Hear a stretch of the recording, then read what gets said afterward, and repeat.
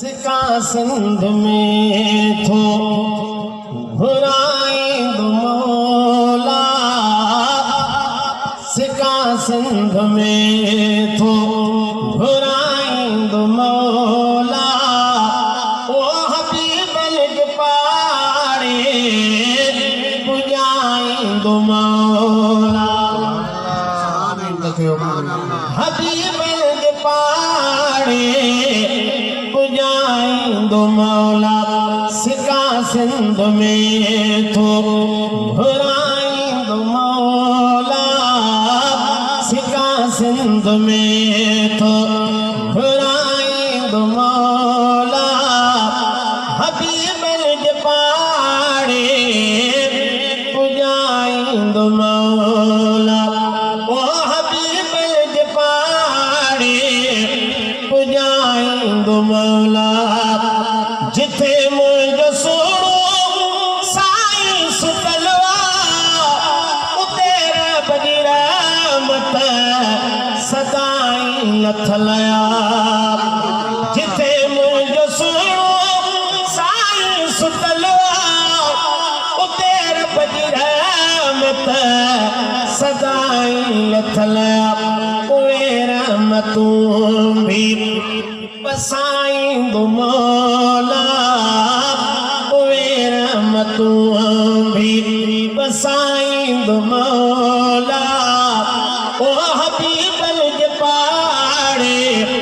पुॼाईंदो मौला, सिका सिंध में थो घुराईंदो मौला, सिका सिंध में थो घुराईंदो मौला, हबीबल जे पाड़े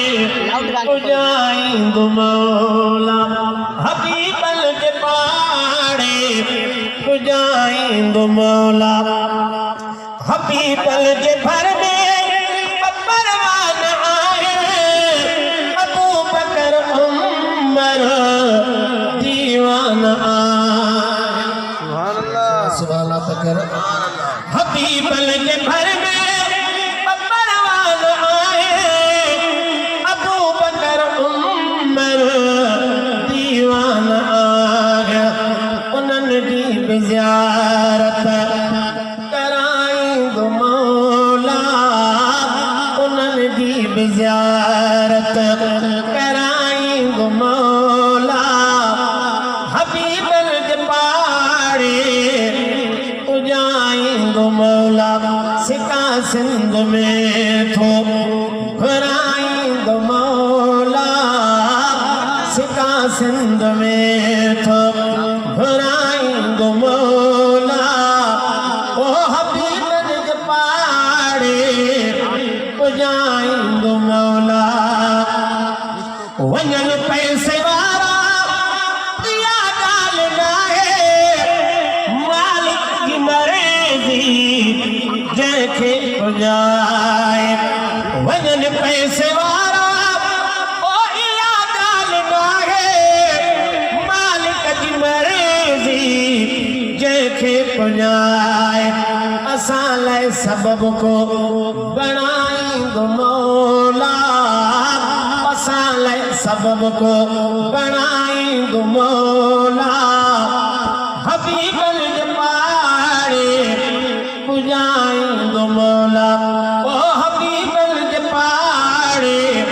पुॼाईंदो मौला, सिका सिंध में थो घुराईंदो मौला, सिका सिंध में थो घुराईंदो मौला, हबीबल जे पाड़े पुॼाईंदो मौला, ओ हबीबल जे पाड़े पुॼाईंदो मौला, आहिनि अब्दुर्रहमान रब में उमेदूं कराईंदो मालिक अदा ने थी, सुभान अल्लाह, सुभान अल्लाह, आहिनि अब्दुर्रहमान रब में उमेदूं कराईंदो मालिक अदा ने थी, इहे आलम मंज़र संग मौला